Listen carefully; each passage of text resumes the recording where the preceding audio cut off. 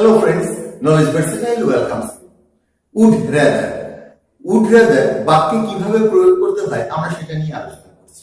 ইতিমধ্যেই আমরা দেখেছি যে দুটোর মধ্যে একটির প্রতি আমার স্ট্রং প্রেফারেন্স অর্থাৎ আমার পছন্দ প্রকাশ করতে আমরা would rather এর প্রয়োগ করে থাকি। I would rather take tea than coffee. আমি কফির পরিবর্তে চা পছন্দ করব বা চা কফির মধ্যে আমি চাকে পছন্দ করব। তো এরকম দুটোর মধ্যে একটিকে বেছে নেওয়ার জন্য আমরা would rather এর প্রয়োগ করে থাকি। কিন্তু আজ আমরা দেখব use of would rather with two subjects. আজ আমরা দেখব would rather এর সাথে দুটো সাবজেক্ট অর্থাৎ দুটো কর্তা থাকলে সেক্ষেত্রে would rather এর প্রয়োগ এবং বাক্যের অর্থ কি হয় এবং তার গঠন প্রক্রিয়াই বা কি। আর এটা মনে রাখবে present future preference would rather যখনই আসবে এটা বর্তমান বা ভবিষ্যৎ সম্পর্কে আমার যে পছন্দ সেটাকে প্রকাশ করবে। এবার আমরা এর আগে যেটা নিয়ে আলোচনা করছি তার উপর একটা সেন্টেন্স বলে দিই। I would rather take tea than coffee.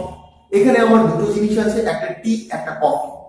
তো I would rather এর এই ব্যবহারটা সবচেয়ে বেশি হয়ে থাকে অর্থাৎ দুটোর মধ্যে একটার প্রতি আমার স্ট্রং প্রেফারেন্স রয়েছে, আমার দৃঢ় পছন্দ রয়েছে, সেটাকে বলার জন্য আমরা would rather এর ব্যবহার করে থাকি। I would rather take tea than coffee.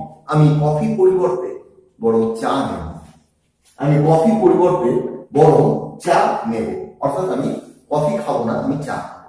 কিন্তু আজ দেখবো আমরা এক্ষেত্রে সাবজেক্ট একটা ছিল, কিন্তু আজ দেখবো আমরা দুটো সাবজেক্ট। তো আজকের যে কনস্ট্রাকশনটা আমরা ফলো করব, যে গঠন প্রক্রিয়াটাকে আমরা অনুসরণ করবো সেটা হলো প্রথমে সাবজেক্ট, তারপর আমাদের would rather, তারপর দ্বিতীয় সাবজেক্ট এবং ভার্বের সেকেন্ড ফর্ম। এটাকে খুব ভালো করে মনে রাখতে হবে।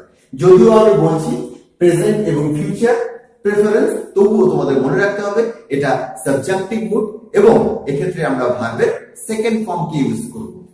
সেকেন্ড ফর্ম এবং অবজেক্ট। এই দেখো আমি লিখে দিয়েছি সাবজেক্টিভ সেকেন্ড পার্ট অর্থাৎ বাক্যের যে সেকেন্ড পার্টটা রয়েছে এটা সাবজেক্টিভ মুডে থাকবে। এবার আমরা এর বাস্তব প্রয়োগ যেগুলো সেগুলোকে একটু দেখে নিই। আমি চাইবো বরং তুমি বাজার যাও। এক্ষেত্রে দেখো আমি চাইবো বরং তুমি বাজার যাও অর্থাৎ তুমি সাথে আরো কেউ রয়েছে, এই দুজনের মধ্যে আমার পছন্দ হচ্ছে তুমি বাজার যাও অর্থাৎ আমার প্রেফারেন্স সেটা এখন যাও ভবিষ্যতে যাও, কিন্তু আমি চাইবো তুমি বাজার যাও। এখানে আমি আর তুমি, আমার প্রেফারেন্স যেটা সেটা হচ্ছে তোমার যাওয়া। তো সেটাকে তুমি ইংরেজিতে কিভাবে বলবে? I would rather, এখানে দ্যাটটা আন্ডারস্টুড থাকে সেজন্য আমি এটাকে ব্র্যাকেটে রেখেছি। I would rather that you went to market. You went, এখানে মনে রাখবে যে you went to market এটা ভবিষ্যৎকে বা বর্তমানকে নির্দেশ করলেও এটা কিন্তু পাস্ট ফর্মেই থাকবে, যেহেতু এটা বাস্তবে ঘটছে না বা ঘটে না। তুমি বাজার যাবে কিনা সেটা আমি জানি না বা বাস্তবে সেটা হবে কিনা তারও কোনো ঠিক নেই। এক্ষেত্রে যে সাবজেক্টিভ মুড তার প্রয়োগ হচ্ছে। আর এক্সাম্পল দেখি, বাবা চান আমি বরং একজন শিক্ষক হই। বাবা চান আমি বরং একজন শিক্ষক হই। এখানে একজন বাবা একজন আমি, দুটো সাবজেক্ট। ফাদার উড রাদার, এখানে ফাদার উড প্রেফার এর পরিবর্তে আমরা উড রাদার এর ব্যবহার করছি। Father would rather I became a teacher. খেয়াল করে দেখো এখানটা আই বিকেম পাস্ট ফর্ম রয়েছে, এর আগেও ছিল ওয়েন্ট অর্থাৎ সেকেন্ড পার্টে যে ক্ষেত্রে দ্বিতীয় সাবজেক্ট রয়েছে তারপর যে ভার্বটা থাকবে সেটা ভার্বের সেকেন্ড ফর্ম হবে। তারপরে এক্সাম্পলটা দেখো, আমি চাইবো তোমার ভাই বরং ফুটবল খেলুক। একই রকম construction, I would rather that your brother played football. I would rather thatটাকে এখানে বলার প্রয়োজন নেই। I would rather your brother played football. আমি চাইবো তোমার ভাই ফুটবল খেলুক। ক্লিয়ার? তো এখানে আমরা দুটো সাবজেক্ট দিয়ে would rather এর যে ইউজ সেটাকে আমরা দেখলাম। খালি মনে রাখবে এখানে যে সেকেন্ড পার্ট সেকেন্ড সাবজেক্ট যেটা রয়েছে তারপর যে ভার্বের ইউজটা হবে সেটা ভার্বের সেকেন্ড ফর্ম অর্থাৎ পাস্ট ফর্ম হবে। এবার এই ধরনের সেন্টেন্সগুলোকে নেগেটিভ করতে গেলে তোমরা কি করবে? তোমরা মনে রাখবে এর ফার্স্ট পার্ট যেটা রয়েছে এটাকে কিন্তু নেগেটিভ করা যাবে না, এর যে সেকেন্ড পার্ট রয়েছে অর্থাৎ দ্বিতীয় সাবজেক্টের পর যে অংশটা রয়েছে সেটাকে নেগেটিভ করতে হবে। আর সেটা যেহেতু পাস্ট ফর্মে রয়েছে ভার্বটা, তাই আমরা ডিড নট এর ব্যবহার করব। ডিড নট এর কন্ট্রাক্টেড ফর্ম হচ্ছে ডিডন্ট, আর কিছুই না। আর ডিড নট ব্যবহার করলে মূল ভার্বটা আবার প্রেজেন্টে চলে আসবে। যেমন নেগেটিভ, সে চায় তুমি বরং বাজার না যাও। সে চায় তুমি বরং বাজার না যাও। তার চাওয়াটা হচ্ছে তোমার বাজার না যাওয়া। কি হবে?